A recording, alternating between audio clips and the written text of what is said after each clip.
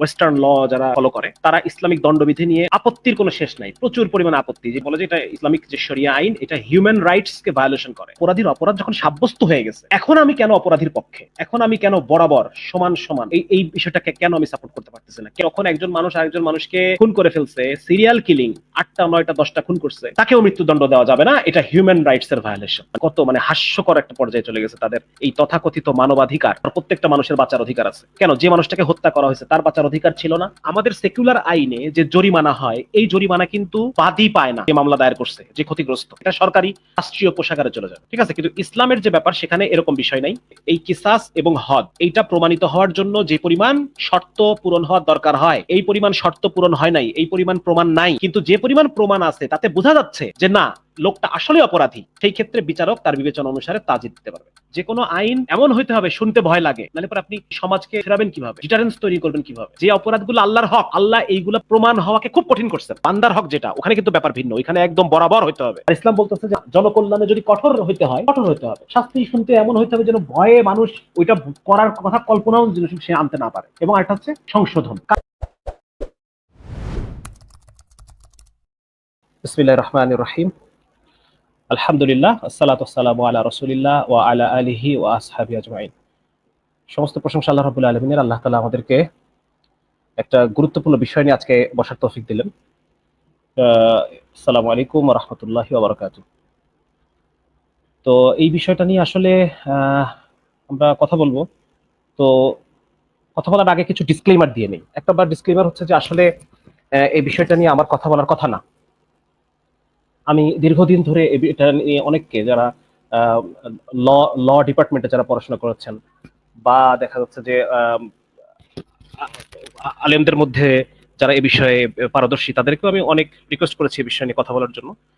ওনারা যতটুকু কাজ করছেন, সবার তো ব্যক্তিগত ব্যস্ততা রয়েছে।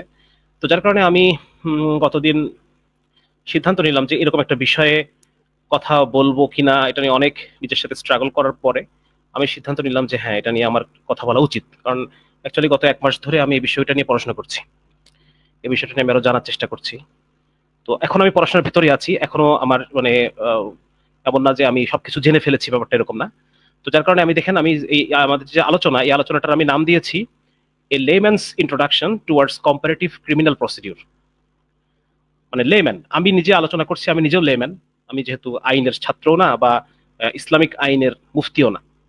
তো যার কারণে আমি যে বিষয়গুলো আলোচনা করব, এই বিষয় সম্পর্কে আরো ইনডেপথ আরো অনেক আলোচনা আছে। হ্যাঁ, আমি যতটুকু পড়ছি ততটুকু আমি এখানে আনতে পারি নাই। অনেক আলোচনা আছে, প্রত্যেক মাযহাবের আলাদা আলাদা মত আছে, অনেক অনেক বেশি এক এক মাযহাবের উলামায়ে কেরামের মত পার্থক্য আছে, একই মাযহাবের ভিতরেও আবার মত পার্থক্য আছে। তবে আমরা মোটামুটি একটা জেনারেল, বললাম না, যেটা লেম্যানস ইন্ট্রোডাকশন, আমাদের জাস্ট আমরা ইসলামী আইন বিচার সম্পর্কে কিছুই জানি না। তো একদম কিছু না জানার চেয়ে কিছু জানা ভালো, তাই না? তো সেখান থেকে আমি এখানে কিছু বিষয় নিয়ে আলোচনা আজকে আমি করবো ইনশাল্লাহ। এবং আলোচনাটা এটা আমি আশা করব যে এখানে যদি এমন কেউ থাকেন যিনি আইন বিষয়ে পড়াশোনা করেছেন, বা এমন যদি কেউ থাকেন যিনি মুফতি সাহেব, এমন যদি কেউ থাকেন, তো আপনার কাছে আমার অনুরোধ থাকবে যে এই আলোচনাগুলোকে আরো পূর্ণাঙ্গ করা, এবং এটার আরো খুঁটিনাটি বিষয়ে এটাকে আরো ভিতরে যাওয়া। আমি শুধু একটা সূত্র ধরায় দিতে চাই আপনাদেরকে, একটা সূত্র ধরায় দিতে চাই যে এই বিষয়টা নিয়ে আলোচনা প্রয়োজন, আলোচনা দরকার আমাদের এখন। আমাদের যারা ইয়াং জেনারেশন, তারা ইসলামটাকে বুঝতে চাচ্ছে, তো আমাদেরকে খোরাক দিতে হবে তাদেরকে। হ্যাঁ, সুতরাং এই বিষয়গুলো নিয়ে আপনারা আলোচনা করবেন ফ্রিকুয়েন্টলি, আরো বেশি আপনাদের এক্সপার্ট জায়গা থেকে যদি এই বিষয়গুলো নিয়ে আলোচনা হয়, ব্যাপারটা আরো সুন্দর হবে। তো আজকের এই আলোচনাটা 1 ঘন্টার সময় যদিও দেওয়া হয়েছে, আমি মনে করতেছি যে আসলে 1 ঘন্টার মধ্যে আলোচনা সীমাবদ্ধ থাকবে না, এটা 2 ঘন্টা 3 ঘন্টা লেগে যেতে পারে। তো সেক্ষেত্রে আপনাদের কাছে আমার অনুরোধ থাকবে যে আপনারা যদি যারা কন্টিনিউ করতে পারবেন না, তারা স্কিপ করেন।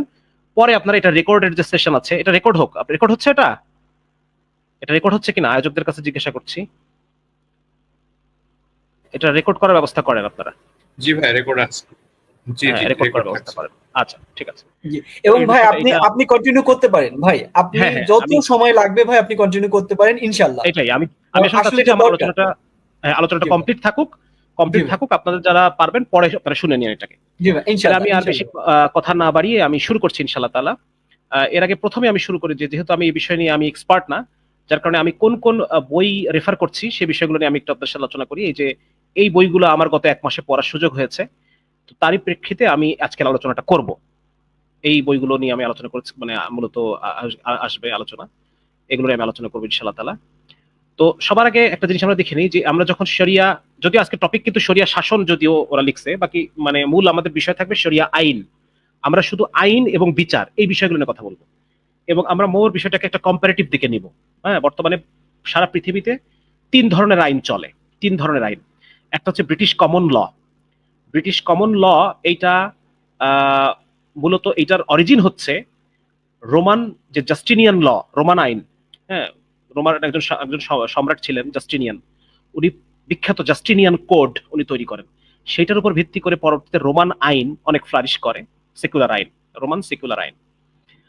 আর 2 নাম্বার হচ্ছে যেটা খ্রিস্টান জগতে পোপ দ্বারা পরিচালিত, যে খ্রিস্টান চার্চ, যে চার্চগুলো ছিল সেই চার্চ কেন্দ্রিক একটা বিচার ব্যবস্থা ছিল।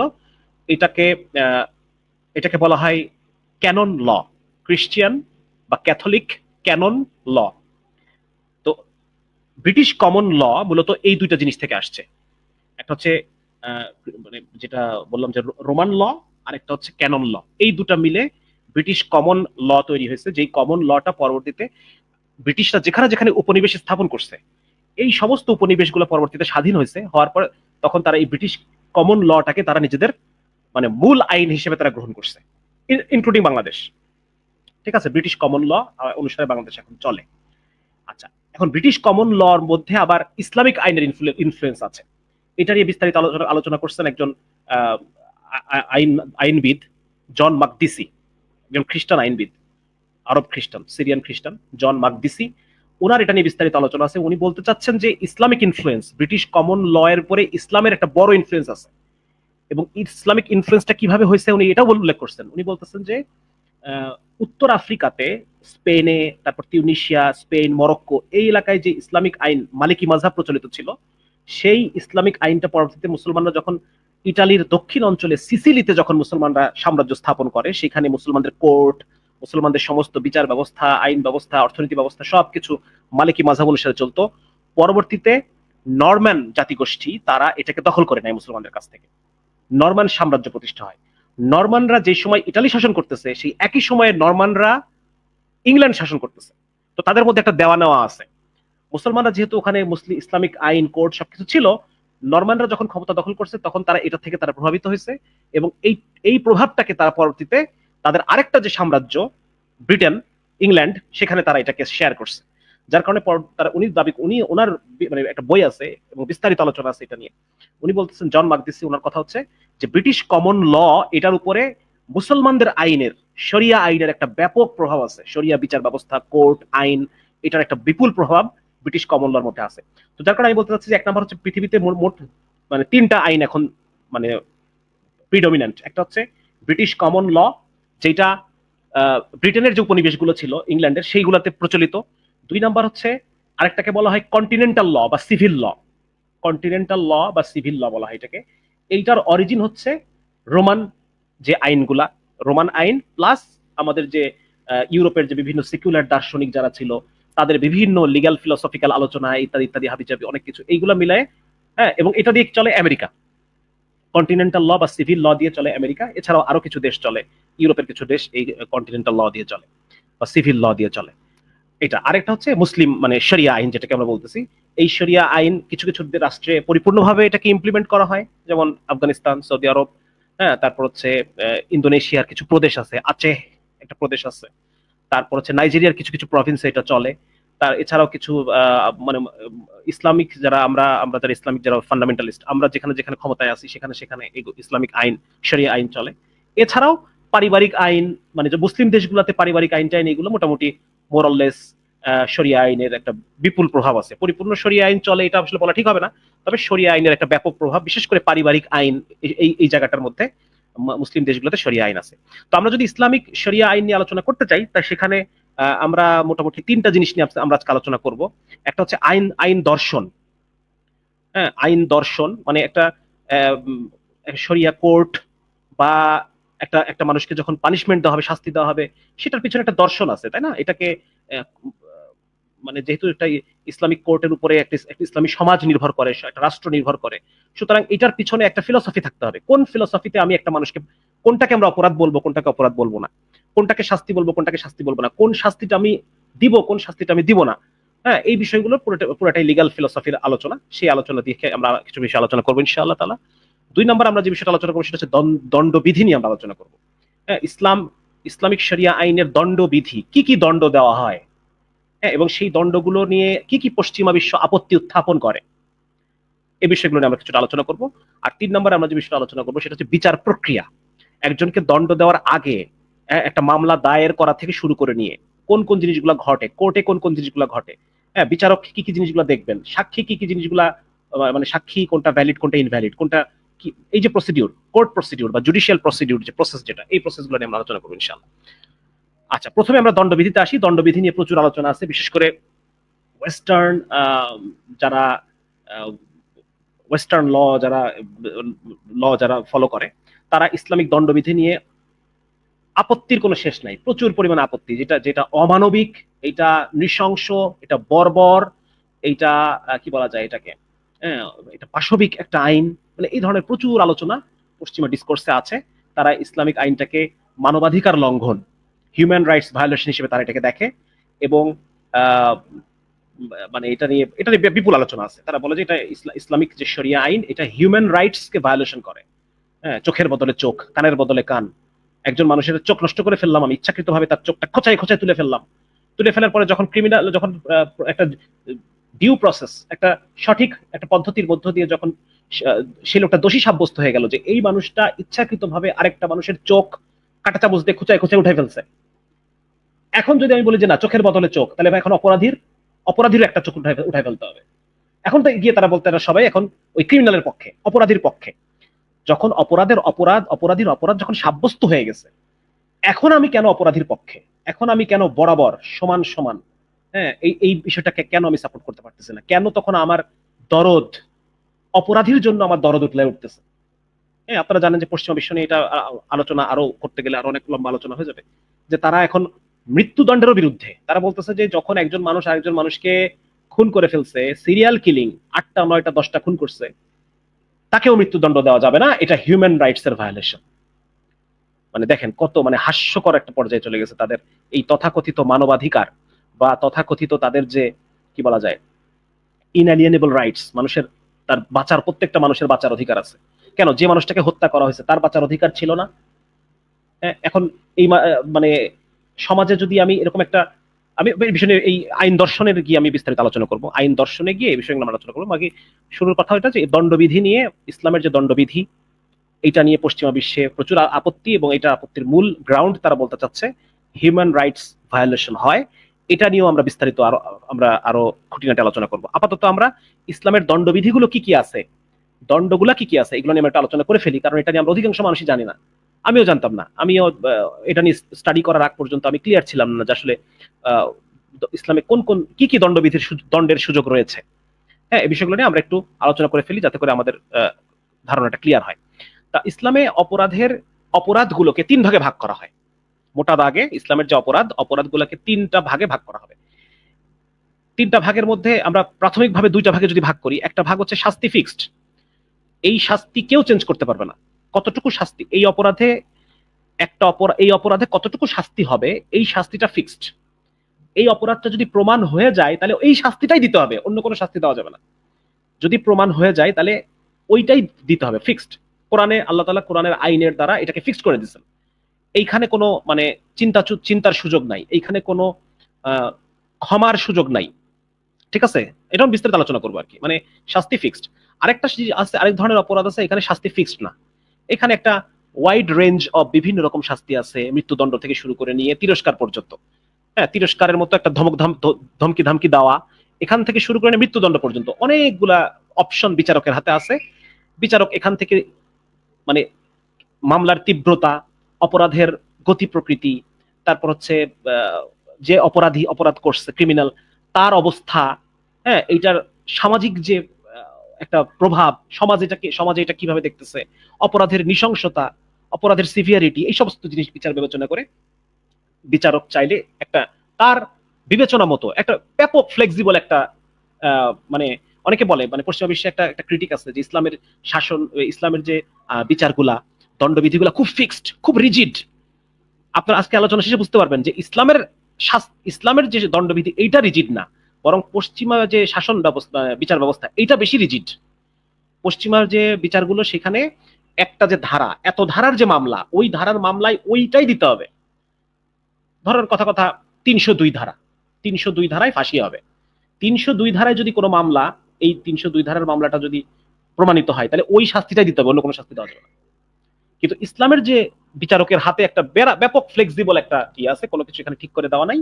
এখানে বিচারক চাইলে পরে নিজের সমাজ জনকল্যাণকে সামনে রেখে, জননিরাপত্তাকে সামনে রেখে, আসামির অবস্থাকে সামনে রেখে সবকিছু মিলাই উনি একটা সুন্দর একটা বিচার উনি করতে পারবেন চাইলে এখানে।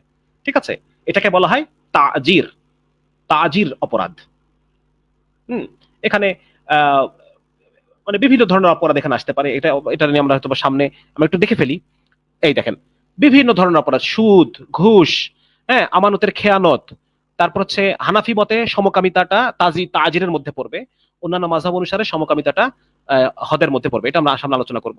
সুদ, ঘুষ, আমানতের খেয়ানত, তারপর হচ্ছে অপবাদ দেওয়া, সাহাবীদেরকে গালি দেওয়া, মিথ্যা সাক্ষী দেওয়া, ঋণ নিয়ে সেটাকে শোধ না দেওয়া, বিভিন্ন ধরনের অপরাধ, যা কিছুকে আমাদের শরীয়ত অপরাধ বলে মনে করে, হ্যাঁ, আমাদের শরীয়ত, আমাদের উলামায়ে কেরাম অপরাধ বলে মনে করে, যেটাকে সোশ্যাল লুইসেন্স তৈরি করে, যেটা কারো উপরে জুলুম করে, যা কিছু আছে সবকিছু এই তাজিরের মধ্যে পড়বে। এবং বিচারকের হাতে দেখেন কি কি অপশন আছে, মৃত্যুদণ্ড থেকে শুরু করে নিয়ে সতর্কীকরণ পর্যন্ত, অপমান করা, অর্থদণ্ড করা, বরখাস্ত করা, দেশান্তর করা, কারাদণ্ড দেওয়া, বেত্রাঘাত করা, হ্যাঁ, মৃত্যুদণ্ড দেওয়া, অনেক ধরনের অপশন আছে। বিচারক এটা তার অবস্থা বুঝে যে কোনো একটা দিতে পারবেন। তাহলে এটা আমরা জানলাম এক ধরনের বিচার, এক ধরনের অপরাধ। দ্বিতীয় ধরনের অপরাধ যেটাকে আমরা বলতে শাস্তি ফিক্সড, এই ফিক্সডের মধ্যে আবার দুই ধরনের অপরাধ আছে। একটা অপরাধ হচ্ছে কিসাস। কিসাস কি জিনিস? এটা হচ্ছে বান্দার হক। যেমন হচ্ছে আমি কাউকে মেরে ফেললাম, এইটা এই কিসাস অপরাধের মধ্যে পড়বে। আমি কারো হক, মানে এটা তো বান্দার হক, তাই না?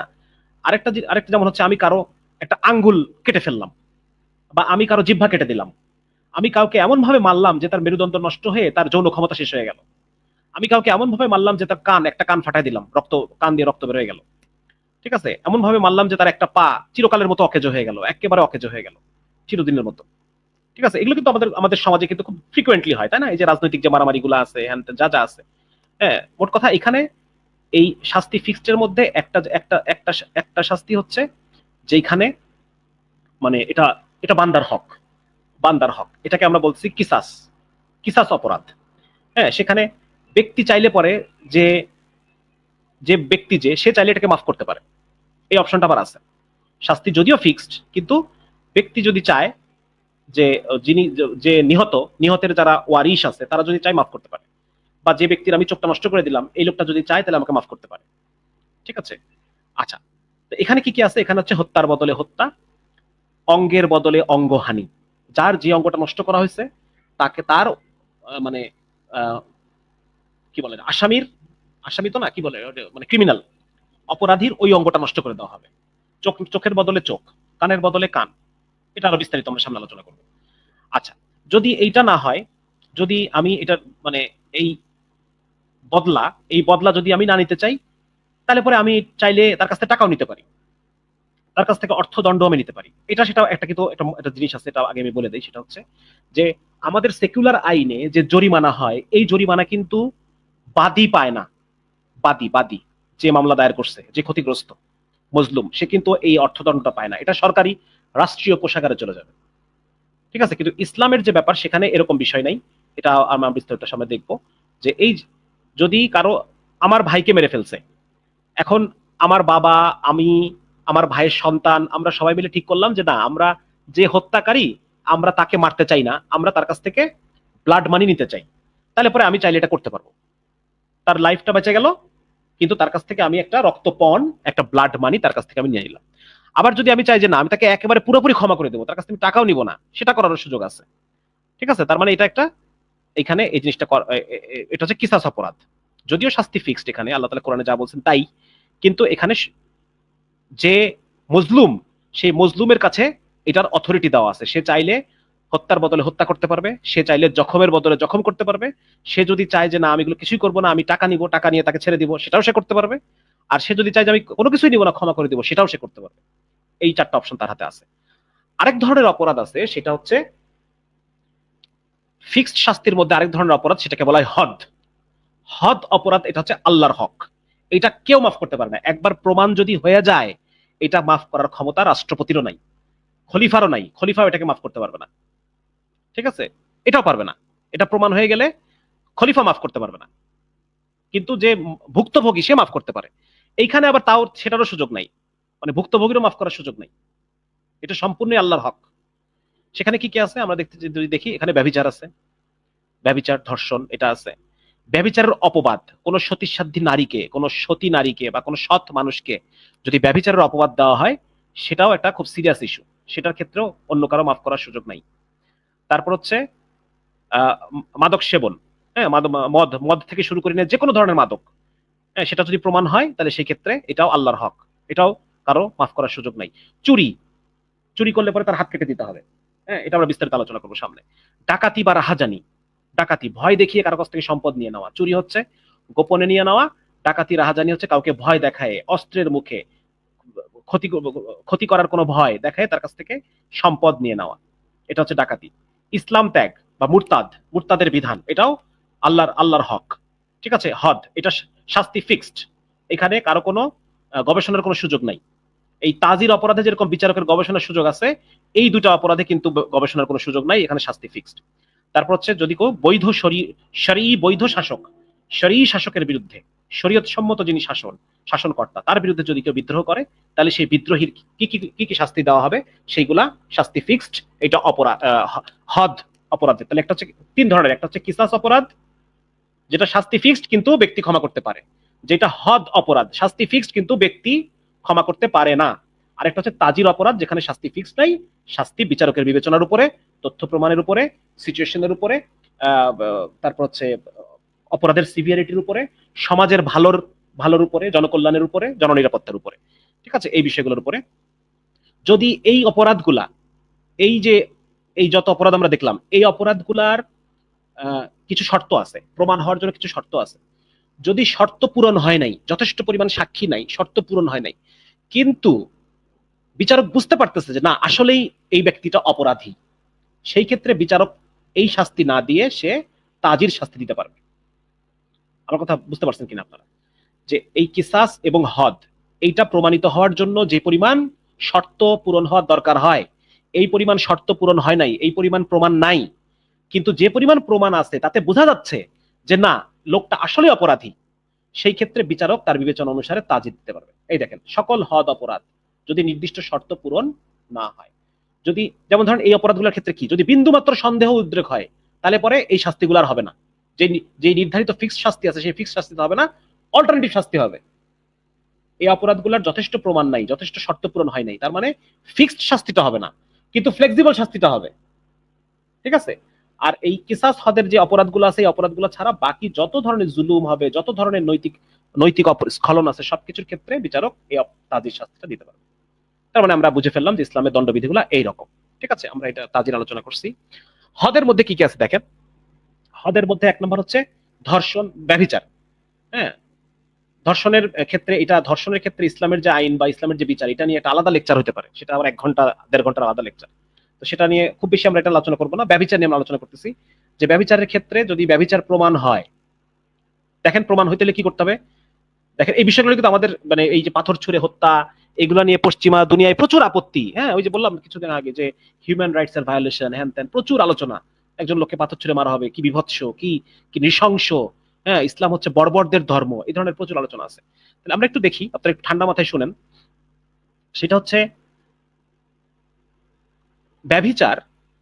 ব্যভিচারের আমরা জানি যদি অবিবাহিত ব্যভিচারী হয় তাহলে সেক্ষেত্রে তার শাস্তি হচ্ছে 100 বেত্রাঘাত।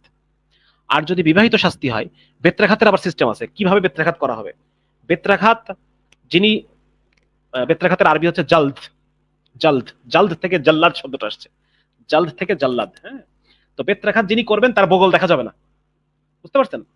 মানে বগল দেখানো মানে অনেক জোরে যখন আপনি মারবেন তখন কিন্তু আপনার হাত উঁচু করতে হবে অনেক। তার মানে এই পরিমাণ আপনি হাত উঁচু করতে পারবেন না যাতে করে জল্লাদের বগল দেখা যায়, এইভাবে মারতে হবে, ঠিক আছে? হাত বেশি উঁচু না করে যত জোরে মারা সম্ভব হয়, মানে এইভাবে মারতে হবে, এরকম ভাবে। মানে তার মানে দেখবেন যে 100 বেত্রাঘাত বলতে আসলে যেরকম আমরা বুঝতে পারতেছি যে অনেক বেশি, মানে অনেক বেশি সিভিয়ার, একদম মানে মরেই যাবে, ব্যাপারটা কিন্তু আসলে সেরকম হচ্ছে না।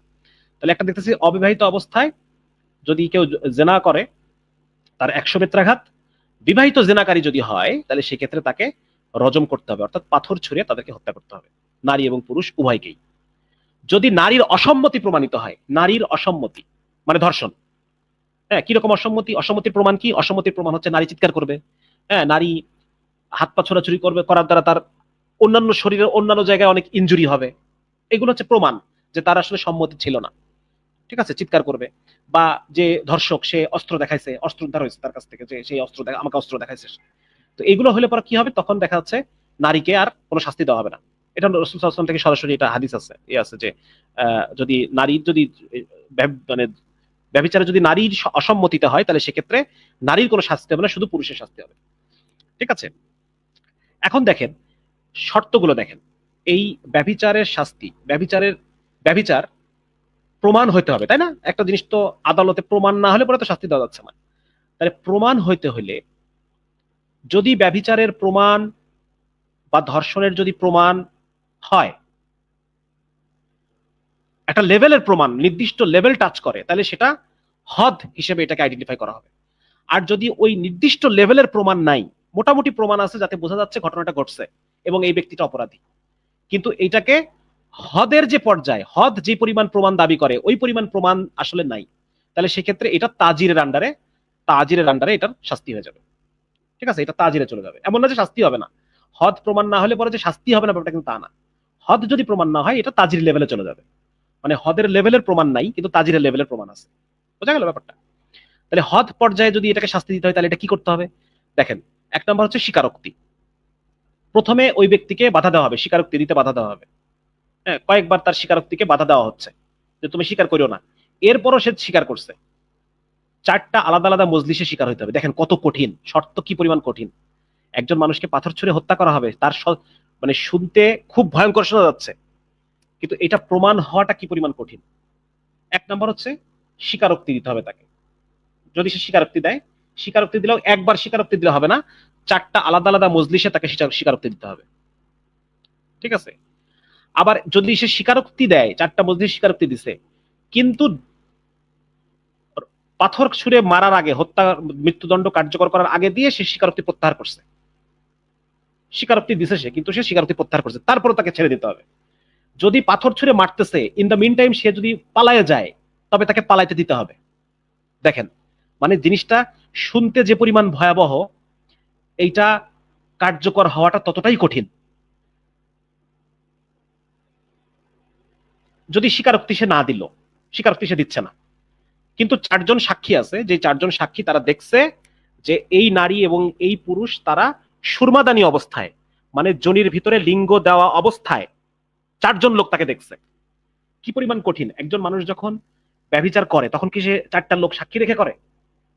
তার মানে 4জন সাক্ষী এট এ টাইম চোখে, নিজের চোখে দেখছে যে তাদের যোনির ভিতরে লিঙ্গ প্রবেশ করা অবস্থায় আছে, 4জন সাক্ষী দেখছে। এটা কি পরিমাণ কঠিন একটা, মানে একটা শর্ত, ঠিক আছে না? সুতরাং এটা আসলে প্রমাণ করা খুব কঠিন, খুবই কঠিন এটা প্রমাণ করা। একমাত্র যদি কেউ এত মানে প্রকাশ্য জেনা, প্রকাশ্য ব্যভিচারে লিপ্ত হয়, পশ্চিমা দুনিয়ায় কিন্তু আছে এগুলা, যেমন পার্কে তারা ওপেনলি সেক্স করতেছে, ঠিক আছে? বা বিচেস, সমুদ্রের বিচে ওপেনলি সেক্স করতেছে, এরকম কিন্তু পশ্চিমা দুনিয়ায় হয়। যদি এই রকম হয় তখন সেই ক্ষেত্রে আপনি 4জন সাক্ষী পাবেন যারা এটাকে দেখছে। তাহলে প্রকাশ্যে জেনা যদি হয়, সেটাকে তো মানে পাথর ছুঁড়ে হত্যা করা, এটা তো একটা মানে যৌক্তিক শাস্তি, যে একটা প্রকাশ্যে যারা কুকুরের মতো যারা জেনায় লিপ্ত হচ্ছে, এমন ভাবে প্রকাশ্যে যে 4জন সাক্ষী পাওয়া গেছে, তারপরে তাকে পাথর ছুঁড়ে হত্যা না করলে পরে আপনি এই সমাজকে টিকাবেন কিভাবে? এই সমাজে আপনি মানুষের মধ্যে নৈতিকতা আপনি কিভাবে বজায় রাখবেন? যদি আপনি একটা পরিবারের মধ্যে স্বামী স্ত্রীর মধ্যে পারস্পরিক বিশ্বাস, একটা একটা আদর্শ পরিবার, সন্তানদের সুস্থ মন মানসিকতা, এগুলো আপনি কিভাবে এনশিওর করবেন যদি আপনি এই পরিমাণ প্রকাশ্যে জেনা করতেছে এদেরকে যদি আপনি একটা সিরিয়াস শাস্তি না দেন, ঠিক আছে? সুতরাং 4জন সাক্ষী যদি পাওয়া যায় যারা এই অবস্থায় দেখছে তাহলে হবে। 4জনের যদি একজনও কম হয় তাহলে বাকি 3জনকে শাস্তি দেওয়া হবে। দেখেন অবস্থা, দেখেন চারজনের যদি একজন, ধরেন 3 জন দেখছে বা 2 জন দেখছে, 2 জন দেখেও মামলা করতে পারবে না, বুঝছেন? এটা কিন্তু ধর্ষণের ক্ষেত্রে না, ধর্ষণের ক্ষেত্রে 4 জন লাগে না, ধর্ষণের ক্ষেত্রে 4 জন লাগে না। ধর্ষণের ক্ষেত্রে যদি নারী মামলা করে এবং যদি যথেষ্ট পরিমাণে প্রমাণ পাওয়া যায় যে সে তার সাথে জোরপূর্বক সহবাস করা হয়েছে, তাহলে পরে এই 4 জন সাক্ষীর প্রয়োজন নাই। ধর্ষণের ক্ষেত্রে 4 জন লাগে না, ঠিক আছে? আচ্ছা, তাহলে দেখেন যদি 4 জনের মধ্যে যদি একজনও কম হয়, তাহলে পরে শাস্তি পাবে কারা? বাকি 3 জন শাস্তি পাবে। সুতরাং একজন জিনা করতে দেখছে বা 2 জন জিনা করতে দেখছে, তারা কিন্তু মামলা করারই মানে সাক্ষী দেওয়ারই সাহস পাবে না, সাক্ষী দেওয়ারই সাহস পাবে না। তার মানে কতটা কঠিন! রজম, পাথর ছুঁড়ে হত্যা করা, বিবাহিত জেনাকারীকে পাথর ছুঁড়ে হত্যা করা, শাস্তিটা যে পরিমাণ ভয়াবহ, এই পরিমাণ ভয়াবহ হইতে হবে, যে কোনো আইন এমন হইতে হবে শুনতে ভয় লাগে, এরকম হইতে হবে। নাহলে পরে আপনি সমাজকে আপনি ফেরাবেন কিভাবে? ডিটারেন্স তৈরি করবেন কিভাবে? ঠিক আছে? এবং হদ শাস্তি, মানে হদ শাস্তি শুনতে যেমন কঠিন, এটার ক্ষেত্রে শর্ত হচ্ছে যে বিন্দুমাত্র সন্দেহ যদি তৈরি হয়, তাহলে এই হদ আর থাকবে না, সেটাকে তাজিরের আওতায় সেটাকে শাস্তি দিতে হবে। হদের আওতায় সেটাকে শাস্তি দেওয়া যাবে না। বিন্দুমাত্র সন্দেহ যদি থাকে, তাহলে এটার এই হদ শাস্তি আর হবে না। সেটা তখন বেত্রাঘাতের দিকে চলে যাবে, বা সেটা তখন কারাদণ্ডের দিকে চলে যাবে, অন্যান্য দিকে চলে যাবে। সেটা আর এই হত্যার দিকে আর থাকবে না। ঠিক আছে? এবং এই হদের ক্ষেত্রে একটা আছে, যদি যে আসামি যদি স্বীকার না করে যদি চুপ থাকে, আসামি যদি স্বীকার না করে চুপ থাকে, ধরেন পর্যাপ্ত সাক্ষী পাওয়া যাচ্ছে না, একটাই উপায় আছে, যদি আসামি নিজ মুখে স্বীকার করে, সেক্ষেত্রে আসামির এই রাইট আছে যে সে স্বীকার না করে, সে স্বীকারও করবে না, না স্বীকারও যাবে না, সে চুপ করে থাকবে। যদি সে চুপও করে থাকে, স্টিল এটা আর হদের আন্ডার, এটার আর বিচার হবে না, এটা তখন তাজিরে চলে যাবে। মানে তার আর হত্যা হবে না, কিন্তু সে অন্য শাস্তির দিকে চলে যাবে। আমি মানে ব্যাপারটা বুঝতে পারলাম কিনা আমি জানি না আসলে, মানে আমি আসলে কি বলা যায়, অনেক চেষ্টা করতেছি বোঝানোর জন্য। হ্যাঁ, নাম্বার হচ্ছে এই হদের আন্ডারে আরেকটা অপরাধ হচ্ছে যদি ব্যভিচারের শাস্তি দেওয়া হয় কাউকে। ব্যভিচারের শাস্তি, কোনো নারীকে ব্যভিচারের শাস্তি দেওয়া বা কোনো পুরুষকে ব্যভিচারের শাস্তি দেওয়া, এটা একটা সিরিয়াস একটা ইস্যু। এটাকে বলা হয় কজ অফ। এইটার শাস্তি হচ্ছে তাকে 80টা বেত্রাঘাত করা হবে। শাফি মাযহাব অনুসারে 40টা, আমাদের হানাফি অনুসারে 80টা। তো এই 80টা বেত্রাঘাত করা হবে এবং আর কোনোদিন তার কোনো সাক্ষী গ্রহণ করা হবে না। মানে সে সাক্ষী হিসেবে অযোগ্য বিবেচিত হবে, তার রেস্ট অফ হিজ লাইফ মিথ্যুক হিসেবে প্রমাণিত হবে সে। ঠিক আছে? সুতরাং এটা আরেকটা জিনিস যেখানে কিন্তু যার নামে অপবাদ দেওয়া হয়েছে, সে যদি ক্ষমা করে দেয়, তাহলে এই শাস্তিটা আর হবে না। এটা একটা। 3 নম্বর যে অপরাধটা হদের আন্ডারে যেটার বিচার হয়, সেটা হচ্ছে চুরি। ঠিক আছে? চুরি। এখন চুরির ক্ষেত্রে আবার কাহিনী আছে। আমি জানি না আমার অডিয়েন্সকে আসলে কেমন লাগতেছে তাদের শুনতে। আচ্ছা, চুরির ক্ষেত্রে ব্যাপারটা হচ্ছে যে চুরি, আমরা জেনারেলি যদি বলি, চুরির শাস্তি কোরআনের মধ্যে আল্লাহ তাআলা সরাসরি উল্লেখ করছেন যে চুরি করবে, চোর বা চুন্নি, তাদের হাত কেটে দাও। তাহলে চুরির ক্ষেত্রে সিস্টেম হচ্ছে প্রথমবার তার 1 হাত কাটা হবে। যদি সে আবার চুরি করে, তখন তার বিপরীত পা, 1 হাত কাটা হলে তার বিপরীত পা, এবং হাত কাটা হবে কবজি থেকে, কোনোই থেকে না, কবজি মানে শুধু হাতের যে পাঞ্জাটা আছে, এই পাঞ্জাটা কেটে দেওয়া হবে আর কি, যাতে বাকি হাত দিয়ে সে কোনো না কোনো কাজ করতে পারে। তাহলে প্রথমবারে তার 1 হাত কাটা হবে। এটা আরেকটা ভয়, মানে পশ্চিমার ওয়েস্টার্ন যারা ক্রিটিক, তাদের আরেকটা ক্রিটিক, এটা যে হাত কেটে দিবে। আরে কি ভয়াবহ শাস্তি, হাত কেটে দিবে। প্রথমবার চুরি করলে 1 হাত, দ্বিতীয়বার চুরি করলে বিপরীত পা। ঠিক আছে? তৃতীয়বার যদি চুরি করে, তাহলে কোন মাযহাব বলতেছে যে তার আরেক হাত কাটা হবে, চতুর্থবার চুরি করলে আরেক পা কাটা হবে। আর হানাফি মাযহাব অনুসারে তৃতীয় চতুর্থবার এরপর প্রতিবারই তার জরিমানা করা হবে, তাকে আর অন্য কিছু কাটাকুটা করা হবে না। 1 হাত 1 পা, এটুকু পর্যন্ত সব মাযহাব একমত। এরপরে আবার একটু পার্থক্য হয়ে গেছে। তো এখানে আবার মানে যতটা ভয়াবহ শোনা যাচ্ছে, বাস্তবে গিয়ে প্রমাণ করা খুব কঠিন। বাস্তবে গিয়ে এই শর্তগুলো থাকতে হবে, মানে হদ প্রমাণ করা কঠিন। যদি এই প্রমাণগুলো না পাওয়া যায়, সেই ক্ষেত্রে বিচারক তাজিরের আন্ডারে তাকে শাস্তি দিবে। কবে শাস্তি? মানে হাত কাটা হবে না, তাকে হয়তো বা বেদ দিয়ে পেটানো হবে বা তাকে কারাদণ্ড দেওয়া হবে, কিন্তু এই শর্তগুলো পূরণ হইতে হবে। 1 নম্বর শর্ত হচ্ছে যে সম্পদটা সে চুরি করছে, এটার দাম হইতে হবে 10 দিরহামের চেয়ে বেশি। অবশ্যই সম্পদটার অর্থমূল্য থাকতে হবে। যার কোনো অর্থমূল্য নাই, এই ধরনের কোনো জিনিস চুরি হলে হবে না। যেটা বস্তুটা চুরি হবে তাটা 10 দিরহামের বেশি থাকতে হবে।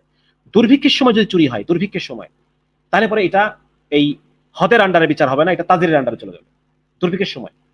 কারণ মানুষ ক্ষুধার কষ্টে চুরি করতে পারে। হ্যাঁ, যার কারণে এটা করা যাবে না, রাসূল সাল্লাল্লাহু আলাইহি ওয়াসাল্লাম হাদিস আছে এটাতে। আচ্ছা, তারপর হচ্ছে যে বস্তুটা চুরি করা হয়েছে এই বস্তুটা কারো মালিকানাধীন হইতে হবে। আপনি ধরেন যে পাবলিক প্রপার্টি আবার চুরি করলে পরে এরকম ব্যাপারটা হবে না, সেক্ষেত্রে হদের আন্ডারে বিচার হবে না, সেটা তাজিরের আন্ডারে বিচার হবে। সুরক্ষিত থাকতে হবে। আপনি আপনার গরু রাস্তার মধ্যে বেঁধে রাখছেন, একটা চোর চুরি করে নিয়ে চলে গেছে, এটা সুরক্ষিত না। গরু আপনি গোয়ালে রাখছেন, গোয়াল থেকে চুরি করে নিয়ে গেছে, তাহলে সেক্ষেত্রে এটা হদের আন্ডারে বিচার হতে পারে।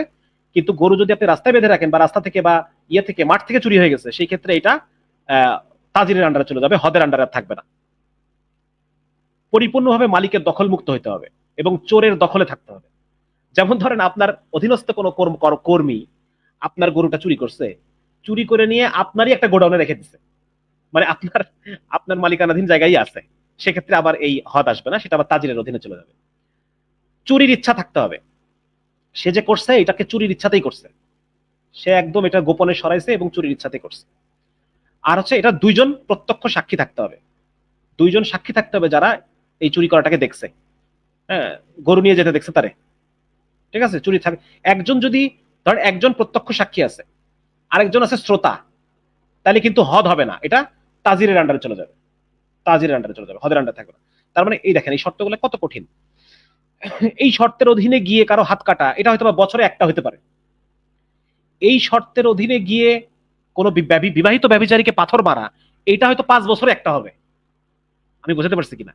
যত ব্যভিচার অধিকাংশ তাজিরের আন্ডারে চলে যাবে, হদের আন্ডারে খুব কম আসবে। আল্লাহ রাব্বুল আলামিন তার হককে এইভাবে ছেড়ে দিচ্ছেন, যে অপরাধগুলো আল্লাহর হক, আল্লাহ এইগুলা প্রমাণ হওয়াকে খুব কঠিন করছেন, ঠিক আছে না? আল্লাহর হক যেগুলা, বান্দার হক যেটা, ওখানে কিন্তু ব্যাপার ভিন্ন, ওইখানে একদম বরাবর হইতে হবে। কিন্তু আল্লাহর হক যেগুলো আমরা দেখলাম, এই যে ধর্ষণ, ব্যভিচার, চুরি, এইগুলার ক্ষেত্রে মানে চুরির মাল তো তাকে ফেরত দিতেই হবে, সেটা তো সে দিবেই, বান্দার হক তো আদায় হয়েই গেল, সেটা তো হবেই। কিন্তু আল্লাহর হক যেটুকু আছে, হাত কাটা, রজম, এটাকে আল্লাহ তাআলা অত্যন্ত কঠিন করছেন, প্রমাণ হওয়া কঠিন করছেন, এটা রহিত হওয়াকে সহজ করছেন, এবং এটা প্রমাণ হওয়াটাকে আল্লাহ কঠিন করছেন। বরং এটা লঘু শাস্তি, কিন্তু এটা শুনতে শোনা যাবে খুব কঠিন, কারণ সমাজকে কন্ট্রোল করতে হবে, সমাজের মানুষের মনকে নিয়ন্ত্রণ করতে হবে। আমরা সামনে দেখবো কি পরিমাণ, আল্লাহু আকবার, আমি যত স্টাডি করছি তত বেশি আমার দিলের মধ্যে আসছে যে আল্লাহ রাব্বুল আলামিন ছাড়া এই বিচার ব্যবস্থা অন্য কেউ দিতে পারেন না। একমাত্র আল্লাহ রাব্বুল আলামিন, যিনি ন্যায়পরায়ণ, হ্যাঁ, যিনি আল আদল, ওনার পক্ষেই সম্ভব এরকম বিচারের আয়োজন করা, অন্য কোনো মানুষের পক্ষে এটা সম্ভব না। সুবহানাল্লাহ। আচ্ছা, আর কি দেখি আমরা? ডাকাতি বা রাহাজানি, অর্থাৎ জোরপূর্বক, হ্যাঁ, জীবনের ভয় দেখায়া কারো সম্পদকে অপহরণ করা, সম্পদ লুণ্ঠন করা, এটার শাস্তি কি? যদি এর মধ্যে কোনো খুন থাকে, একটা খুন করে ফেলছে, ডাকাতি করতে গিয়ে একটা খুন হয়ে গেছে, তাহলে সেক্ষেত্রে মৃত্যুদণ্ড হবে। খুন হয় নাই, শুধু সম্পদ লুট করছে, সেক্ষেত্রে কি হবে? এক হাত কাটা হবে, বিপরীত দিকের পা কাটা হবে। দেখেন বাংলাদেশে কত ডাকাতি, কত ছিনতাই, একটা যদি ঘটনায় এটা শাস্তি দেওয়াই যেত একটা, তারপরে কিন্তু সব নিয়ন্ত্রণে চলে আসতো। আসলে যারা চায় যে অপরাধ না কমুক, অপরাধের সুযোগ থাকুক সমাজের মধ্যে, তারাই ইসলামের এই আইনের বিরোধিতা করে। হ্যাঁ, এই দৃষ্টান্তমূলক আইন একটা যদি হইতো, তাহলে আজকে মানে সমাজের অবস্থাটা কি দাঁড়াতো চিন্তা করেন। আচ্ছা, আর যদি সম্পদও লুট করে নাই, খুনও হয় নাই, সম্পদও লুট করে নাই, শুধু হুমকি দিছে, সেই ক্ষেত্রে তাকে যাবজ্জীবন কারাদণ্ড দেওয়া হবে, যাবজ্জীবন, বা তাকে দেশান্তর করা হবে, নির্বাসন করা হবে, ঠিক আছে? এটার ক্ষেত্রেও অনেক এরকম শর্ত আছে, যে স্বীকারোক্তি থাকতে হবে, বিভিন্ন শর্ত দেওয়া আছে। এই শর্তগুলো যদি সে স্বীকারোক্তির ভিত্তিতে যদি তার হদ প্রমাণ হয়, স্বীকারোক্তির ভিত্তিতে যদি হদ প্রমাণ হয়, সেটাকে সে স্বীকারোক্তি প্রত্যাহার করতে পারবে চাইলে, এবং প্রত্যাহার করলে হদ প্রত্যাহার হয়ে যাবে, কিন্তু তাজিরের আন্ডারে তার শাস্তি হবে, তাজিরের আন্ডারে তার শাস্তি হবে। আচ্ছা, যদি কেউ ইসলাম ত্যাগ করে, সেই ক্ষেত্রে তার মৃত্যুদণ্ড হবে। হানাফি মাযহাব মতে যদি নারী হয়, সেক্ষেত্রে তার কারাদণ্ড, যাবজ্জীবন কারাদণ্ড হবে। কিন্তু অন্যান্য মাযহাব অনুসারে নারী হলে তারও মৃত্যুদণ্ড হবে। সেক্ষেত্রে শর্ত হচ্ছে 3 দিন তাকে টাইম দেওয়া হবে। এই 3 দিনের মধ্যে তার সাথে যারা উলামায়ে কেরাম দেখা করবেন, এক্সপার্ট দেখা করবেন, তার সংশয়কে নিরসন করে তাকে তওবা করতে বলা হবে। যদি সে মৌখিকভাবেও তওবা করে, আন্তরিকভাবে অন্তর থেকে সে তওবা করে নাই, মুখে মুখে করতে বাঁচার জন্য, তারপরও তাকে হদ তার হবে, মওকুফ হয়ে যাবে। তাজিরের আন্ডারে বিচার হতে পারে চাইলে, কিন্তু হদ মওকুফ হয়ে যাবে, তাকে আর হত্যা করা হবে না, তাকে অন্যান্য শাস্তি দেওয়া হবে। যদি সে বাঁচার জন্য মৌখিকভাবে তওবা করে, মনে মনে ঈমান আনে নাই কিন্তু মুখে মুখে করছে, বাস, তারপরে তাকে মাফ করে দেওয়া হবে, ঠিক আছে? বৈধ শরী শাসকের বিরুদ্ধে যদি বিদ্রোহ করে, সেই ক্ষেত্রে তার বিভিন্ন দণ্ড আছে। এটা আবার মাযহাব অনেক ভিন্নতা আছে, আমি এখানে আনি নাই। আচ্ছা, আরেকটা হচ্ছে যদি কেউ মদ খায়, এখানে আবার ঘটনা আছে। ধরেন আপনি কারো মদের মুখ থেকে মদের গন্ধ পাচ্ছেন, স্টিল এটা মদ খাওয়ার প্রমাণ না। মুখ থেকে মদের গন্ধ আসতেছে, এমন হতে পারে সে খায় না, সে কুলি করছে, বুঝছেন? মানে এরকম কাহিনী আছে আর কি, অনেক কঠিন, বেশ কঠিন। মানে মুখ থেকে মদের গন্ধ আসতেছে, এইটাও প্রমাণ হিসেবে ধর্তব্য না। যদি দুইজন সাক্ষী যদি থাকে যারা তাকে মদ খাইতে দেখছে চোখের সামনে, এইরকম যদি দুইজন সাক্ষী থাকে, সেই ক্ষেত্রে সে তার মদ খাওয়াটা প্রমাণিত হবে এবং তাকে বেত্রাঘাত করা হবে। মানে হচ্ছে প্রকাশ্যে যদি কেউ মদ খায়, প্রকাশ্যে, যে লোক গোপনে খাবে দরজা আটকায়া, তার তো ক্ষেত্রে আপনি তো ওই চাক্ষুষ সাক্ষী তো পাবেন না, চাক্ষুষ সাক্ষী তো তার ক্ষেত্রে পাচ্ছেন না, দুইজন সাক্ষী তো পাচ্ছেন না যে তাকে মদ খাইতে দেখছে। হ্যাঁ, সেক্ষেত্রে যদি কোনো মানুষ এক মদের বোতল নিয়ে রাস্তা দিয়ে হাঁটতেছে আর প্রকাশ্যে মদ খাচ্ছে, প্রকাশ্যে একটা খারাপ কাজ ছড়ায় পড়তেছে, এটাকে তো অবশ্যই আটকাইতে হবে এবং এটার ক্ষেত্রে অবশ্যই তাকে 80টা বেত্রাঘাত করতে, এটা একটা যৌক্তিক শাস্তি। প্রকাশ্যে খাচ্ছে, গোপনে তুমি দরজা আটকে কি করতেছো এটা ইসলামী রাষ্ট্র দেখতে যাচ্ছে না, কিন্তু প্রকাশ্যে যখন তুমি খাবা, যে দুইজন সাক্ষী তৈরি হয়ে গেছে, দুইজন দেখে ফেলছে তোমাকে, আর বন্ধু বান্ধব মিলে যখন মদ খাচ্ছ, তখন বন্ধু কি করবে নাকি? বন্ধু কি সাক্ষী দেবে নাকি? দিবে না তো, কারণ বন্ধু তো নিজেও খাচ্ছে। তার মানে একমাত্র যদি কেউ প্রকাশ্যে মদ খায়, সেক্ষেত্রেই এই মাদক সেবনের যে হদ, এই হদ শাস্তিটা প্রমাণিত হবে এবং তাকে হদ দেওয়া হবে। যদি সাক্ষী দুজন না পাওয়া যায় কিন্তু মদ খাওয়া প্রমাণিত, সেক্ষেত্রে হদ না হয়ে তার ক্ষেত্রে তাজির শাস্তি হবে, তাজিরের আন্ডারে তার এই অপরাধের শাস্তিটা দেওয়া হবে। ঠিক আছে, আশা করি এতক্ষণ পর্যন্ত আমরা মোটামুটি বিষয়গুলো সম্পর্কে একটা ধারণা পেয়ে গেছি। আর এরপরে আসছে, এটা আমি নিয়ে আসছি আমার মানসাঙ্ক বই থেকে, আমি একটা জিনিস নিয়ে আসছি যে ধর্ষণের শাস্তি। ধর্ষণ আর ব্যভিচার এক না, এটা নিয়ে সবার মধ্যে একটা ভুল ধারণা আছে। সবাই মনে করে যে ধর্ষণের ক্ষেত্রে ব্যভিচারের মতো চারজন সাক্ষী লাগে, এটা একটা ভুল ধারণা। চারজন সাক্ষী অ্যাকচুয়ালি লাগে না। আর হচ্ছে এখানে নারী নিজেই মামলা করতে পারে, নারী নিজে যদি মামলা করে এবং এক্ষেত্রে যদি নারীর যদি প্রমাণ হয়ে যায় যে, আর যদি প্রমাণ যদি পরিপূর্ণভাবে নাও হয়, যেমন আমরা আগেই বলছি যে ধর্ষণের ক্ষেত্রে চারজন, এই যে তাজির শাস্তি দেওয়ার জন্য তো চারজন সাক্ষী দরকার নাই, আসামির স্বীকার খাওয়ারও দরকার নেই। অপরাধ প্রমাণিত হইলেই বিচারক যদি মনে করেন যে না অপরাধ প্রমাণিত হয়েছে, তাহলে উনি হদ না দিয়ে তাজির দিতে পারেন। ঠিক আছে। আর নারীর ক্ষেত্রে অ্যাকচুয়ালি মানে চারজন সাক্ষী অ্যাকচুয়ালি লাগেও না। আর একটা যদি মহিলাকে যদি অস্ত্রের মুখে জীবন নাশের ভয় দেখায় যদি তাকে রেপ করা হয়, সেই ক্ষেত্রে এটা আবার হিরাবা হয়ে যাবে, মানে ডাকাতি হয়ে যাবে, এই যে ডাকাতির দিকে চলে যাবে, তখন এই শাস্তিগুলো তার উপর আবার বর্তাবে। ঠিক আছে। এই যে আমরা দেখি ইবনে আব্দুল বার রাহিমাহুল্লাহ কি বলতেছেন, যে ধর্ষককে হদ শাস্তি দেওয়া হবে যদি হদ শাস্তি প্রাপ্যতার সুস্পষ্ট প্রমাণ থাকে বা সে নিজ মুখে স্বীকার করে। অন্যথায় যদি হদের আওতায় আনা না যায়, তাহলে বিচারক তাকে শাস্তি দিবেন এবং তা এমন শাস্তি হবে যা তাকে এবং তার মতো অন্যান্যদেরকে অপরাধ করতে বাধা দিবে। সেটা কি হইতে পারে? সেটা মৃত্যুদণ্ডও হইতে পারে। বিচারকের হাতে তা মৃত্যুদণ্ড অপশনটাও আছে। যেমন ধরেন আমি উদাহরণ দেই, যে এই যে আমার মাগুরাতে কিছুদিন আগে আসিয়া নামে যে একটা ছোট একটা বাচ্চাকে ধর্ষণ করে হত্যা করা হলো। হ্যাঁ, এটা দেখেন কত ভয়াবহ একটা ব্যাপার। বাপ আর দুই ছেলে মিলে তাকে ধর্ষণ করছে। তাকে ধর্ষণ করার আগে তার ছোট বাচ্চা মানুষের তার জনি পথে ধারালো জিনিস দিয়ে, মানে একটা ভয়াবহ একটা ইয়ে। ঠিক আছে না? এখন ধরেন যে এখানে আমি চারজন সাক্ষীও পাই নাই, এখানে আমি ইয়েও পাই নাই, চারজন সাক্ষীও পাই নাই, এখানে ওরা স্বীকারও করে নাই, ওরা স্বীকারও করে নাই। সেক্ষেত্রে কি হবে? সেই ক্ষেত্রে দেখা যাচ্ছে যে আমরা আবার এখানে যে নিহত, সে কিন্তু আবার সে মামলাও করে নাই, তাই না? মানে তার তো পক্ষে, যে নিহত তার পক্ষে তার মামলা করা সম্ভব না। যার কারণে এখানে দেখা যাচ্ছে এখানে ধর্ষক মানে কিন্তু বিচারক এটা প্রমাণিত হয়ে গেছে যে এই ধর্ষণটা এই তিনজন মিলেই করছে, এটা প্রমাণিত হয়ে গেছে। তাহলে হদ হয় নাই কিন্তু তাজির হয়েছে, তাই না? তাজির হইলেও বিচারক তাকে মৃত্যুদণ্ড দিতে হবে, কারণ বিচারকের হাতে মৃত্যুদণ্ড অপশনটা তাজিরের ক্ষেত্রেও আছে।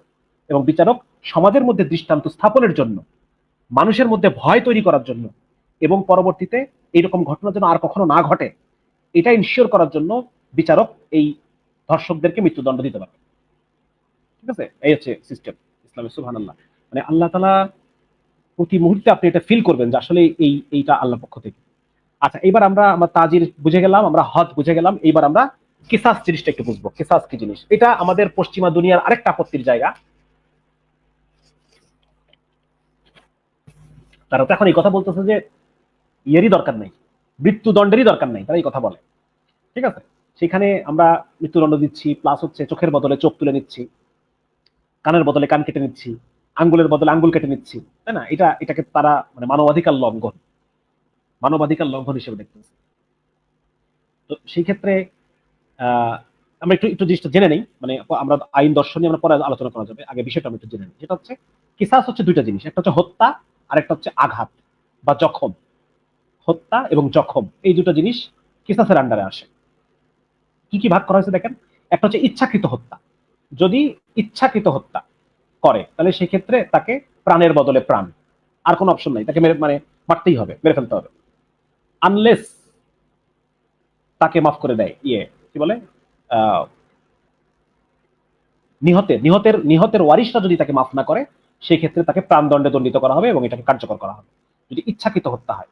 এই যে এইখানে একটা গুরুত্বপূর্ণ জিনিস, যে আসামিকে যদি হত্যা করতে হয় সেই ক্ষেত্রে সন্দেহাতীত ভাবে তার হত্যার ইচ্ছা প্রমাণিত হইতে হবে, যে তাকে হত্যার ইচ্ছা ছিল, তার অ্যাক্সিডেন্টালি মারা গেছে ব্যাপারটা তা না, বরং তাকে হত্যা করার উদ্দেশ্যেই আসামি এই কাজটা করছে, অ্যাক্সিডেন্টালি মরে যায়নি।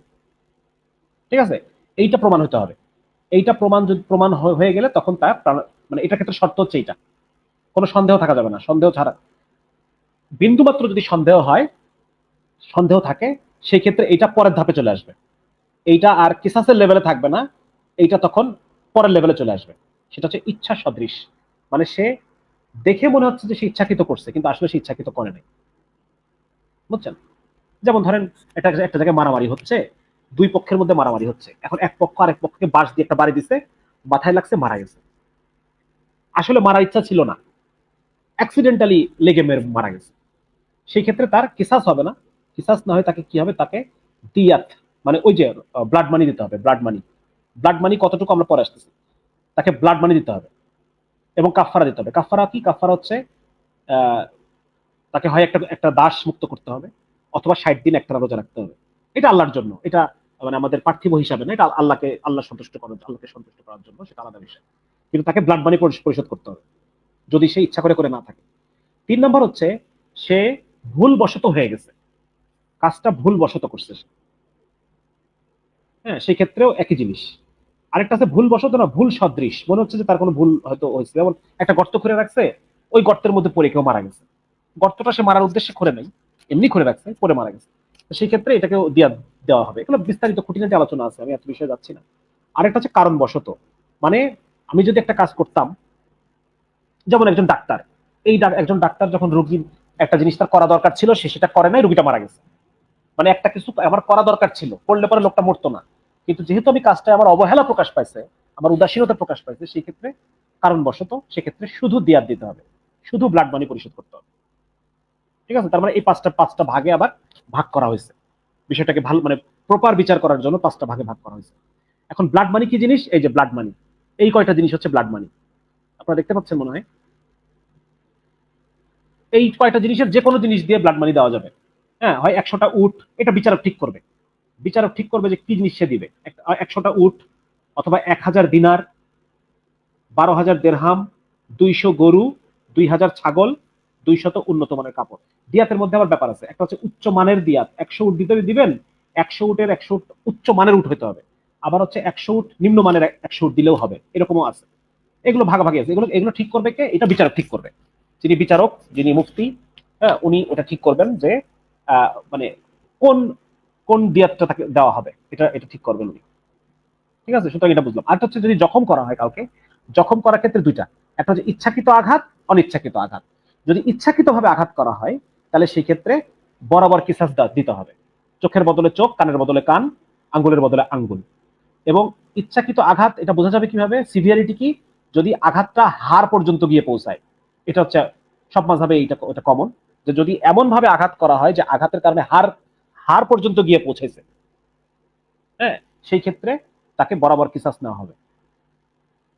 কারণ এটা একটা পরিমাপ, মানে এই পরিমাপের ওকে যেহেতু হাড় পর্যন্ত পৌঁছানো একটা কোপ দেওয়া হয়েছে, ওকেও হাড় পর্যন্ত পৌঁছানো একটা কোপ দেওয়া হবে, একটা পরিমাণ। ওই যে আল্লাহ তাআলা বলছেন না কোরআনে যে বরাবর, বেশি দিও না, কম দিবে, মানে বেশি কোপ দিলে জুলুম হবে, বেশি দেওয়া যাবে না। এটা একটা পরিমাপ, যে হাড় অব্দি যদি কাউকে কোপ দেওয়া হয়, ওকেও হাড় পর্যন্ত কোপ দেওয়া হবে, এটা একটা লেভেল।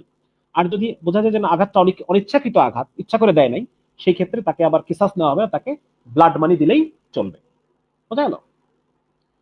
আমরা তো বুঝলাম যে ব্লাড মানিটা বুঝলাম যে মেরে ফেললে পরে ফুল ব্লাড মানি, এটা হচ্ছে ফুল ব্লাড মানি, ফুল। আবার ব্লাড মানি আংশিকও দেওয়া যায়, যেমন যদি কেউ অনিচ্ছাকৃতভাবে হত্যা করে তাকে পূর্ণ দিয়াত, ফুল দিতে হবে, ঠিক আছে। আর যেসব অঙ্গ একটা করে আছে, যেমন ধরেন জিহ্বা, আরেকজন জিহ্বা আমি ইচ্ছাকৃতভাবে কেটে ফেলছি, আসলে আমরা তো প্রায়ই পাই, ঘটনাগুলো প্রায়ই পাই যে জিহ্বা কেটে দেওয়া হয়েছে।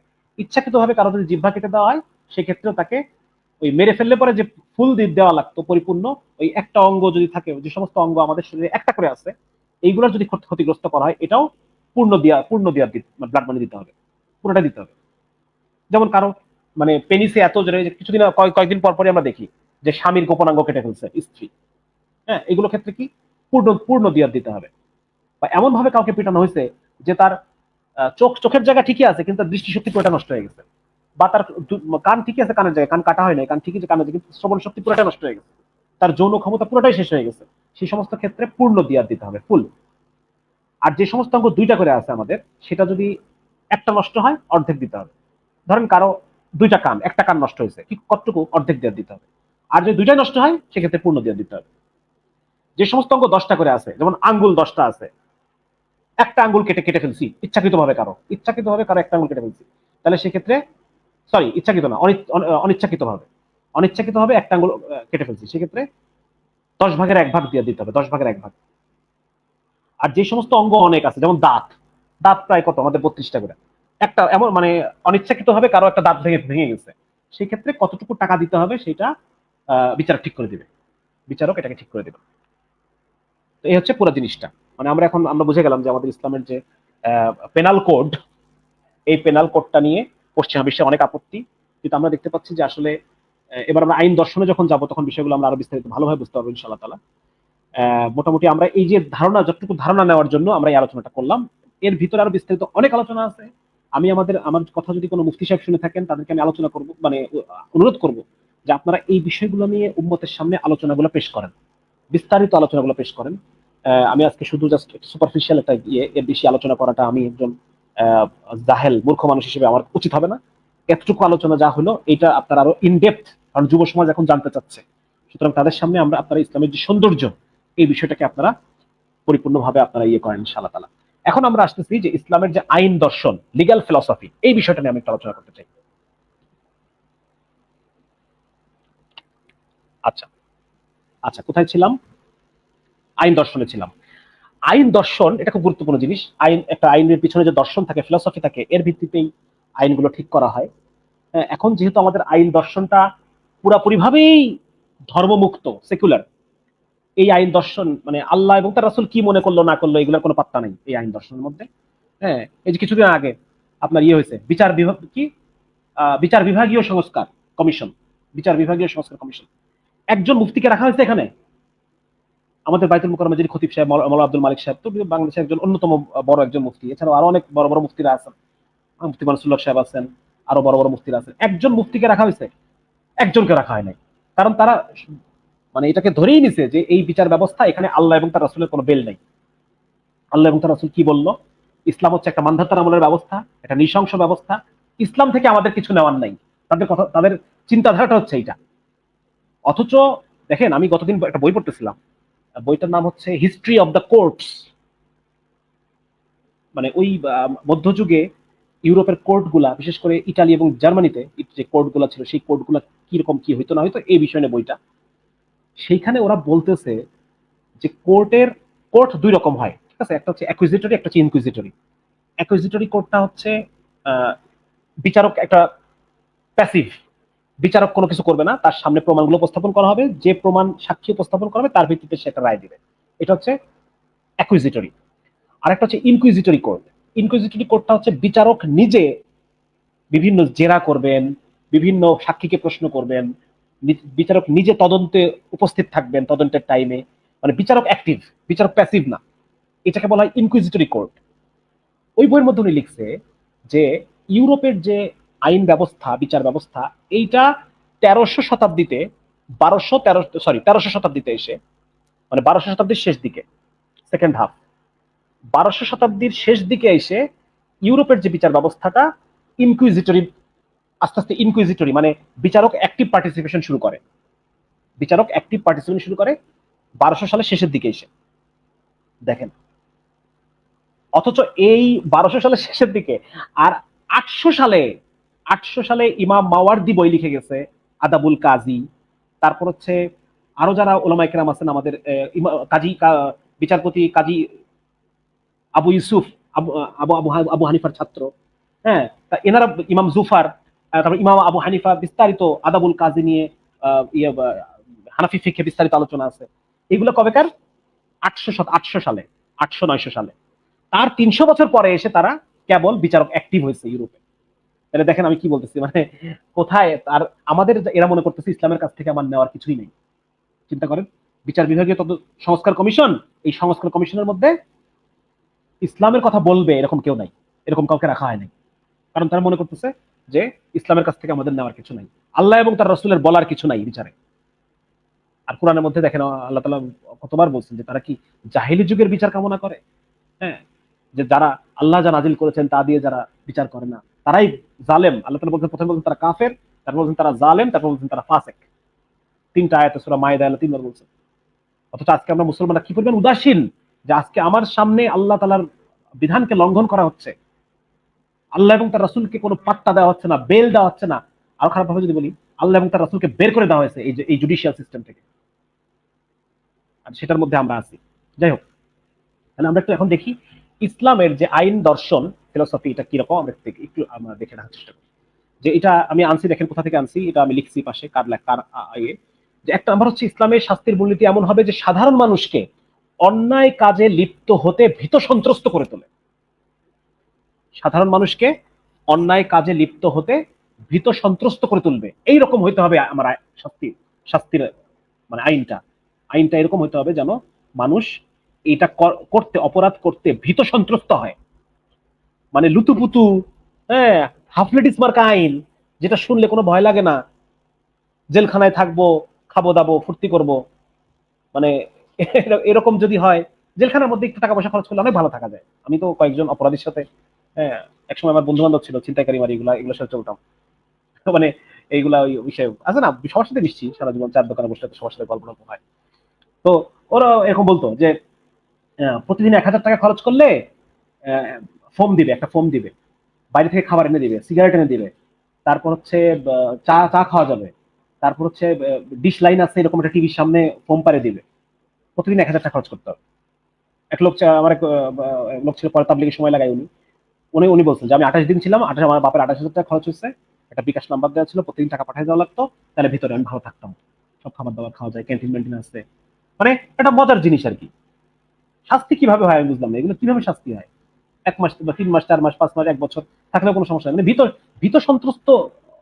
যদি আইন শুনতে এমন হবে যেন ভয় লাগে, ভয়ে যেন অন্তরটা কাঁপে ওঠে, শুনতে এমন শোনা যাবে, সেরকম না, মানে হাফলেটিস মার্কা আইন বর্তমানে যা চলতেছে।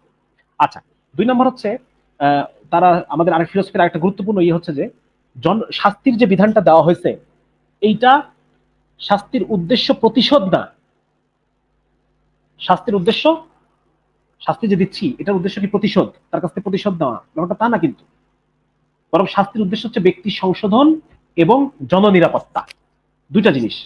1 নম্বর হচ্ছে জননিরাপত্তা, ফার্দার যেন মানুষের নিরাপত্তা বিঘ্নিত কেউ করতে সাহস না পায়, মানুষ যেন ভয় পায়, ভীত সন্ত্রস্ত হয়, এর পরবর্তীতে মানুষের নিরাপত্তা যেন বিঘ্নিত করার সাহস না করে, এবং যে লোকটা এই অপরাধটা করছে তার জন্য একটা সংশোধন হয়, ইমাম ইবনে তাইমিয়া রাহমাতুল্লাহ বলতেছেন যে শাস্তির উদ্দেশ্য প্রতিশোধ না, বরং সংশোধন। পিতা যেমন সন্তানকে, ডাক্তার যেমন রোগীকে কষ্ট দেন, বিচারকও তেমনি অপরাধীকে কষ্ট দিবেন। এটা হচ্ছে বিচারের উদ্দেশ্য, শাস্তির উদ্দেশ্য ওর কাছ থেকে প্রতিশোধ নেওয়া না, ঠিক আছে?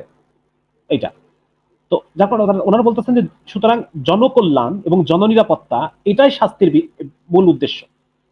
এই জন্য যদি কঠোর লাগে তাহলে কঠোর, যত কঠোর লাগে তত কঠোর হইতে হবে। মানে মানুষের জীবন হুমকির সম্মুখীন হয়ে যাচ্ছে, মানুষ অনিরাপদ বোধ করতেছে, মানুষ বাইরে বেরোতে পারতেছে না, মানুষ একটা মোটরসাইকেল নিয়ে যাওয়ার সময় চিন্তা করতেছে ওই রাস্তাতে যাওয়ার সময় আমার মোটরসাইকেলটা চিন্তায় না হয়, বাসে ডাকাতির ভয় করতেছে মানুষ, স্বামী স্ত্রী রাত্রিবেলা মুভ করতে পারতেছে না। মানুষের এই যে ভয়, এইটা দূর করার জন্য যদি কঠোর হইতে হয় তাহলে কঠোর, যদি সহজে কাজ হয় তাহলে সহজ। দেখেন কত সুন্দর নিয়ম। পশ্চিমা বিশ্বে প্রত্যেকটা দেশে, মানে যদি আমি আপনাকে দেখাই, আমি রিপোর্ট আনি নাই, আনতে পারে ভালো হতো, যে প্রতিটা দেশে তাদের অপরাধ বাড়তেছে, ক্রমান্বয়ে বাড়তেছে। হ্যাঁ, যত বেশি তাদের পরিবারগুলো ভেঙে যাচ্ছে, যত বেশি সন্তানগুলো একটা ডিফেক্টিভ মেন্টালিটি নিয়ে বড় হচ্ছে, ডিভোর্স পরিবারের সন্তান, তত বেশি তাদের এক্সটার্নালাইজিং বিহেভিয়ার বাড়তেছে, তাদের অপরাধ প্রবণতা বাড়তেছে। প্রচুর এটা নিয়ে আর্টিকেল আছে, আপনারা দেখতে পাবেন যে কিশোর অপরাধ কেন বাড়তেছে পশ্চিমা বিশ্বে। তারপর প্রত্যেকটা যে অপরাধী ওদের বাড়তেছে, প্রত্যেকটা অপরাধী বাড়তেছে। বাংলাদেশে শোনেন যে বাংলাদেশে কোথাও ওই গিয়ে স্কুলে বাচ্চাদেরকে শুট করে 100, 150, 200, 20, 30টা, 50টা, 100 বাচ্চা মারে ফেলছে, এ শুনবেন না। আমেরিকাতে অহরহ ঘটতেছে। আমেরিকাতে প্রতি বছর 28,000 মানুষ মারা যায় শুধুমাত্র স্কুল শুটিং এর কারণে, স্কুল শুটিং। সুতরাং পশ্চিমা বিশ্বে অপরাধ বাড়তেছে। আর ইসলাম বলতেছে যে না, জনকল্যাণে যদি কঠোর হইতে হয়, কঠোর হইতে হবে। শাস্তি শুনতে এমন হইতে হবে যেন ভয়ে মানুষ ওইটা করার কথা কল্পনাও যেন সে আনতে না পারে। ঠিক আছে? এবং আরেকটা হচ্ছে যে সংশোধন। কারাগারে যখন, আমি সামনে এটা আলোচনা করব, কারাগারে মানুষ সংশোধন হয় না। আপনি একটা অপরাধীকে 6 মাস কারাদণ্ড দণ্ডিত করলেন, সে আরো বড় অপরাধী হয়ে ফেরত আসবে।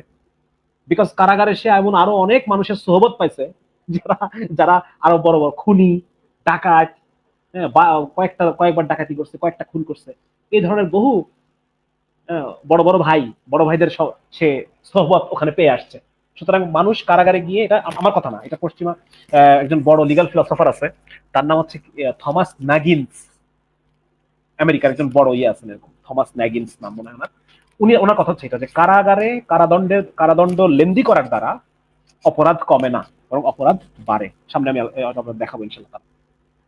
তাহলে মোটামুটি আমরা বুঝলাম যে ইসলামের শাস্তির মূলনীতি হচ্ছে এগুলা, যে সংশোধন হইতে হবে, তাকে সংশোধন করতে হবে, এবং 2 নম্বর হচ্ছে তাকে জন নিরাপত্তা নিশ্চিত করতে হবে। এই দুটার জন্য যদি কঠিন হওয়া লাগে তাহলে কঠিন, যদি সহজেই কাজ হয় তাহলে সহজ। ঠিক আছে? অপরাধের মাত্রা যদি অনেক বেশি হয়, অনেক বেশি, যেমন আসিয়ার ঘটনাটা উল্লেখ করলাম আমি, অপরাধের মাত্রা যদি অনেক বেশি হয় যে শান্তি বিঘ্নিত হয়েছে, আমরা আমাদের বাচ্চা কাচ্চা নিয়ে এখন মানুষ ভয়ে আছে, তবে মৃত্যুদণ্ড বা তাকে যাবজ্জীবনের দিকে নিতে হবে। অপরাধের মাত্রা যদি অনেক বেশি